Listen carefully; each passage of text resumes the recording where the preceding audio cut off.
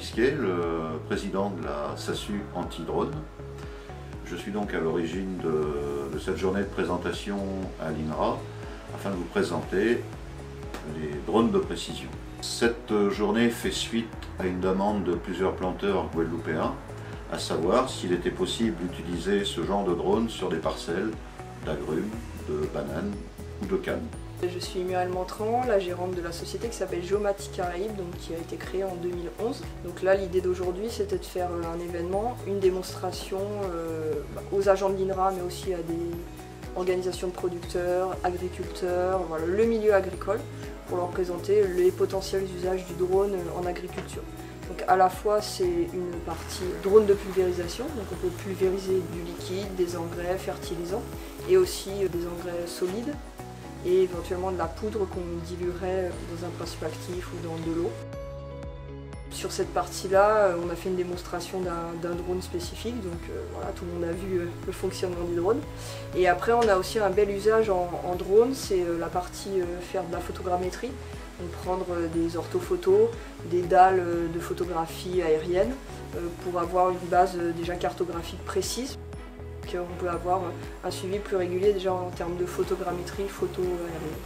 Et après, il y a une partie multispectrale, donc on a des drones avec des caméras multispectrales qui permettent d'avoir de la donnée plus précise et surtout analyser cette donnée ou même détermination de production. Alors c'est plutôt sur les graminées, mais bon, on peut déterminer des espèces. Alors, je suis le directeur adjoint de l'unité expérimentale au pays, la plateforme expérimentale sur les agrosystèmes bio. La plateforme expérimentale est sur 2 sites, donc le site à Petit-Canal, sur à peu près une 50aine d'hectares, et un site à Petit-Goutte sur à peu près la même surface aussi. L'intérêt pour notre outil, c'est, après évidemment l'analyse des capacités, c'est de pouvoir l'utiliser pour réduire des temps de passage d'application. Les coûts d'usage et les performances sont quand même extrêmement intéressants. Et les possibilités en fait sur le futur. Donc nous, on essaie de comprendre un petit peu aussi comment on pourrait utiliser cet outil, alors de façon scientifique, mais aussi comment il pourrait être utilisé par les professionnels. Eh bien, je suis Olivier Tseliou, je suis l'ingénieur agronome chez Timac Agro, donc je suis tout responsable de tout ce qui est technique et commercial. Nous vendons des engrais, des biostimulants de haute performance. Et donc on voit tout de suite l'intérêt des applications par drone. Donc l'idée c'était d'offrir de toute façon quelques produits qui peuvent être justement sujets à des applications immédiates.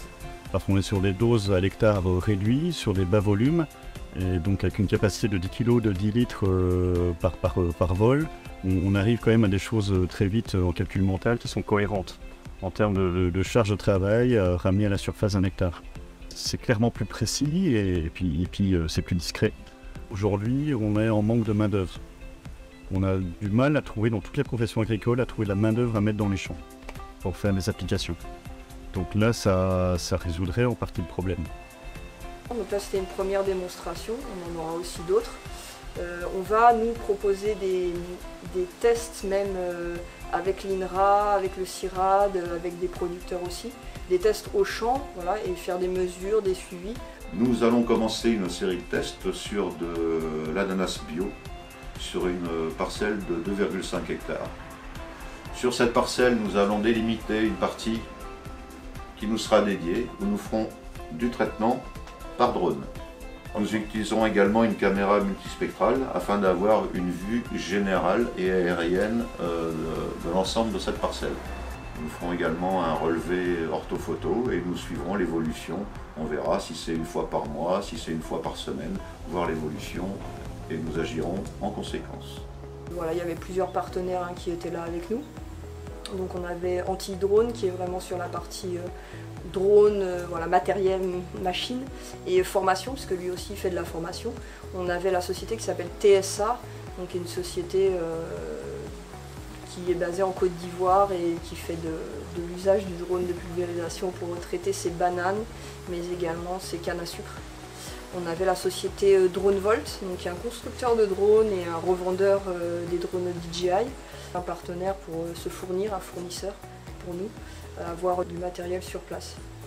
Donc le drone a vraiment un bel usage, je pense en Guadeloupe, notamment dans les zones avec topographie forte, et je pense qu'on sera plus efficient, plus résilient avec un drone.